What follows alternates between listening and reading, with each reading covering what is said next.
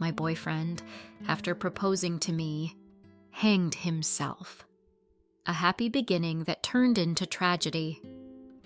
You would never think that an ordinary day, one that should change your life for the better, could become the start of your worst nightmare. My boyfriend, Thomas, proposed to me in the morning, and by the evening, I found him hanging. How could this happen? Thomas and I had been together for 5 years. From the very start, our relationship seemed perfect. We laughed together, planned trips, and dreamed of our shared future. September 17th, the day I considered the happiest of my life, started just like any other. At 9:15 a.m., we were having breakfast at our favorite cafe on the corner of Central Street and 4th Avenue, when Thomas suddenly dropped to one knee in front of me. His hand was trembling as he held out a box with a ring, and in his eyes, I saw something I had never noticed before: deep sorrow. At the time, I didn't think much of it, overwhelmed by emotions. I said yes immediately, and Thomas smiled his genuine, slightly unsure smile. We were so happy that the future seemed bright and cloudless. Little did I know that this morning would be my last happy memory of him. In the evening, when I came home around 7:30 p.m., Thomas wasn't answering his phone. I assumed he was just exhausted after our emotional day and had fallen asleep. But when I walked into the bedroom, I saw the rope hanging from the ceiling and Thomas's lifeless body dangling. I couldn't comprehend what had happened. He left no explanation except for a short note with only 2 words: "Forgive me." Now, looking back on that day, I can't stop asking myself, how did this happen? He seemed happy. We were planning our future. And even that morning when he proposed, I didn't notice anything unusual. But what was that look in his eyes? Thomas had always seemed so strong to me. He was the kind of person who never showed weakness, even when life was breaking him down. A happy beginning turned tragic. After that terrible evening when I found Thomas, my entire life became a series of unanswered questions. At first, I tried to understand why he did it. You know, when you've spent 5 years with someone, it seems like you know them as well as you know yourself. But after that night, I realized that maybe I didn't know Thomas at all. I replayed every little detail, every day we spent together, trying to find a clue as to what went wrong. We met in April 2016, when I was still studying at university. He worked at a small IT company in Brooklyn. At first, he seemed like just an ordinary guy. Nothing extraordinary, but that was part of his charm. Thomas was humble, didn't like the spotlight, but he always knew the right thing to say when needed. We started dating, and everything progressed naturally. I always believed we were heading in the same direction. Recently, I started noticing that something had changed. Thomas became more withdrawn, often ignoring my messages or calls. When I asked him what was wrong, he always said he was just tired from work. His company was expanding, and he was taking on more responsibilities. I believed him because I knew life could get tough sometimes, but I never thought it could go this far. In the week leading up to his death, I noticed that Thomas had become strangely distant. We stopped spending evenings together like we used to. He often stayed late at work or disappeared without explanation. I tried talking to him, but he just said everything was fine and that it would pass. But it didn't. When I asked him about the future, he changed the subject, mumbling something about work. After his death, I couldn't believe what had happened. I reached out to his brother Robert, hoping he knew more, but even he couldn't explain anything. Robert was shocked, as he had never noticed Thomas being depressed or struggling with any problems. They met often, and Robert said that Thomas always seemed content with life. Since the moment I found his body, I haven't been able to find peace. I keep replaying our conversations, meetings, and moments together in my head, trying to figure out where I missed something. It's strange, but sometimes it feels like I didn't know who Thomas really was. Maybe he was hiding something from me that I'll never be able to understand. Mary, my best friend, has been with me since the first day of the tragedy. She supported me, tried to distract me from the dark thoughts, but nothing helped. I lost my appetite, stopped sleeping properly, and felt like I was slowly losing control over my life. Mary suggested I see a therapist, but I couldn't. I couldn't accept that this had happened to us. It was like I was living in a nightmare with no way out. It was hard for me to even communicate with Thomas's relatives. They couldn't explain his actions either. His mother, Marion, said she had never noticed anything unusual in his behavior. She even assured me that he had always talked about our future together, that we were meant to be happy. But why then did he take this step? Every night, when I go to bed, I think about that day. What if I had done something differently? What if we had talked more deeply? Maybe I would have noticed something in his behavior that could have saved him. But that morning, everything seemed so perfect. How could I have missed the signs that something was wrong? After the funeral, which took place on September 22nd, I decided to talk to his colleagues. I thought maybe he had some problems at work, but everyone I asked said the same thing. Thomas was a great employee, and everyone respected him. No complaints, no signs that he was suffering. In the end, I decided to go through his personal belongings. We had a box of his documents, old notebooks, and photos at home. I hoped to find some clue there. But the more I went through those things, the more questions I had.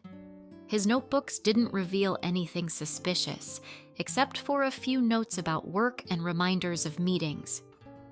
One evening, I came across some old letters Thomas had written to his brother. They communicated via email, and in some of the letters, Thomas hinted at financial problems, but he didn't talk about them openly. This was another shock for me. I had no idea about these problems. Robert couldn't tell me more. He only guessed that Thomas might have been involved in some risky business, but nothing was confirmed. Could this have been the reason for his death? And if so, why had he never told me about it? We were planning a life together. Doesn't that mean being open with each other? My struggle to understand what happened dragged on for months. I started seeing therapists, trying to find answers through professional analysis, but each session only opened new wounds. The uncertainty kept weighing on me, and I began to fear that I would never find the answers. I remember one evening, around midnight, sitting in the kitchen, rereading his note over and over, "Forgive me." Those two words tore me apart from the inside. Forgive you for what? For leaving me alone? For me not being able to save you?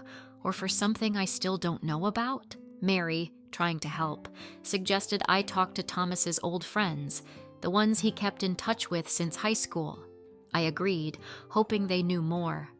But talking to them only confirmed what I already knew. Thomas was kind, intelligent, and a reliable friend who was always there to help. But why didn't he ask me for help? That night when I found him, I couldn't shake the feeling that it was some kind of horrible dream. My love, my hope for the future, my Thomas, all of it vanished in a single moment, and I was left with nothing but questions. My only hope was that I could find answers. But with each passing day, those answers seemed further and further out of reach. I knew I couldn't leave things as they were. Months had passed, and there was still no answer to the question of why. The more I tried to forget, the deeper I delved into my memories of Thomas. Every moment, every hint could be a key to understanding. When I first visited Dr. Miller, my therapist, I wasn't sure if I would gain any new insights. But conversations with him began to reveal a different side of reality. During one of our sessions on November 10th, we decided to discuss the moments that had previously seemed insignificant. I recalled how Thomas had disappeared for an entire day a few times, only to return late in the evening without explanation. He always said it was work-related. Once, in early August, he came home around midnight looking completely different, exhausted, distressed, and seemingly drunk. He asked me not to ask questions and went straight to bed. The next morning, he acted as if nothing had happened. Then I decided to learn more about his financial situation. I remembered that about 2 weeks before his death, there had been some mail on the kitchen table. There were bills and envelopes from banks. I went through them and saw several letters from collection agencies. These were debts, large debts. The dates on the envelopes matched the periods of his frequent disappearances. I told Dr. Miller about this. He began to suspect that Thomas might have been involved in financial problems that eventually led to his suicide. The doctor speculated that Thomas might have been trapped in debt or even illegal activities from which he saw no way out. This revelation shocked me. I couldn't believe he had kept all this from me. We always talked about the future, about our plans, but I never asked about his debts or money problems. Perhaps that was my mistake. One of the most shocking things I discovered was his involvement in cryptocurrency investments. A month before his death, he had invested a significant sum in some dubious cryptocurrency. At first I thought it was just a risky investment, but Dr. Miller suggested that Thomas might have gotten caught up in a scam. It was like a blow. He had always been smart and rational, but perhaps in the last months, his desperation drove him to act impulsively. I also recalled an incident when we were at a restaurant in early September.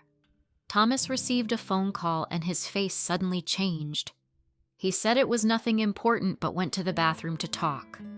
I felt something was wrong, but I didn't think much of it. I didn't realize that it was another sign. I began to feel guilty. How could I have missed this before? How could I not have asked when he came home tired and silent? I always believed he trusted me, but now I understand he was hiding the most important aspects of his life from me. And it was this hidden life that led him to a tragic end. Reddit comments, "You/lost in my thoughts?" 87. This is so hard to read. I'm so sorry you're going through this, Sarah. It seems that when someone faces such financial difficulties, they often fear asking for help. In our society, people are too often shamed for their debts. I can't imagine how painful this must be for you. Yui/Anon Investigator, 21. It seems like he might have been involved in financial scams. It's becoming more common now, especially with those cryptocurrencies. They look so appealing but are very risky. Don't blame yourself.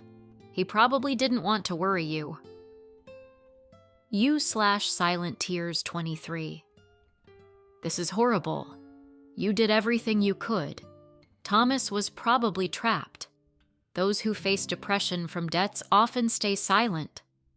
I was in a similar situation. My brother also faced financial troubles and didn't tell anyone until it was too late. Hang in there. Gel Crypto Crash Victim. This story really hit me. I also lost a lot of money on crypto investments. It can ruin lives. If only he had shared his problems with you, maybe things would have been different. I continued to see the therapist, trying to come to terms with what happened. But now I know that debts and financial problems might have played a key role in Thomas's decision to end his life. It doesn't give me peace, but at least I have some answers. A year has passed since that horrible evening, September 17th, 2023, when my life turned upside down. I still remember every detail of that night. It was 7:45 p.m. when I found him. At first I couldn't breathe. Couldn't believe this was happening to me. But over time, the truth about what happened to Thomas began to unfold, and it turned out to be far more complicated than I could have imagined. After conversations with Dr. Miller and Robert, his brother, I learned that Thomas had a massive debt. These weren't just ordinary debts. They were debts from his involvement in risky cryptocurrency investments. As Robert explained, Thomas began investing in cryptocurrencies in early 2022 when their prices were soaring. At first, everything was going well. He even boasted to me once that he had made a few $1,000s in a month. But when the market started to fall, his losses became catastrophic. By July 2023, his total debt had exceeded $150,000. I couldn't believe the amount. We lived in a small apartment in Brooklyn on 23rd Street. He had never hinted to me that something was wrong. Our bills were always paid on time, and we had savings for a trip to Italy that we had planned for the next summer. But it turned out that all of it was just an illusion. I went through his documents, bills, and communications from collectors. Specifically, I found emails from July where Thomas was negotiating with creditors. He tried to arrange for installment payments, but the amount continued to grow due to penalties and interest. The last letter, dated September 5th, was from a law firm threatening legal action if the debt wasn't paid by the end of the month. I realize now that this might have been the final straw for him. His suicide note left on our kitchen table was brief. "Forgive me. I couldn't be the person you deserved." These words haunted me every day. Was it really the money that broke him, or was it the fear of losing me when I found out the truth? I will never fully understand what was going on in his mind in those final days. It was hard for me to accept his decision. At first, I blamed myself, then him.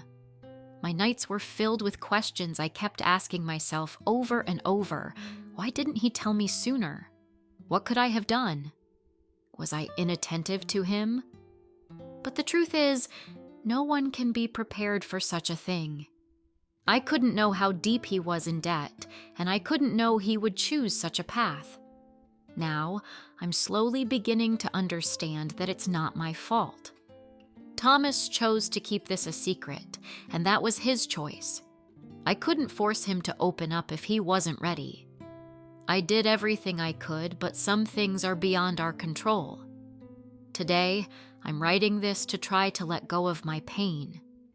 The loss of Thomas will forever stay with me, but I no longer want to live in the shadow of his decisions. Life goes on, and I'm trying to find my way forward. And although I can never erase that horrible day from my memory, I know one thing. I couldn't have predicted this, and I can no longer live with the sense of guilt. What would you do in my place? How can one get through such a tragedy? Reddit comments, Crypt 0 Night 45. This is horrible to read. I once took risks in cryptocurrencies and lost a significant portion of my savings. Debts can feel like an insurmountable wall. I'm sorry Thomas didn't seek help earlier. It's a hard lesson for all of us. Grief Warrior 82. I can't imagine how hard this must have been for you. Don't blame yourself. His decision was his own. If he had shared his struggles with you, maybe things would have been different, but you couldn't know. Hang in there. Silent Witness 23. You did everything you could. Sometimes people are so closed off in their problems that they don't see a way out. It's not your fault. I hope you can find peace. Heartfelt 33. It's incredibly hard to endure such a loss, but it's important to remember that you're not responsible for his choice. He had his reasons, and you can never change the past. Thank you for sharing your story. It will help many. Broken Soul 97. I went through something similar. My father was also involved in debts and never talked about it. He also chose that path. It was hard for me, but over time, I learned to move on. You will too. This story, although the hardest in my life, made me realize that we can't always save those we love. Thomas made his choice, and unfortunately, I couldn't change that. But I can move forward, remembering him but not letting this loss define my life.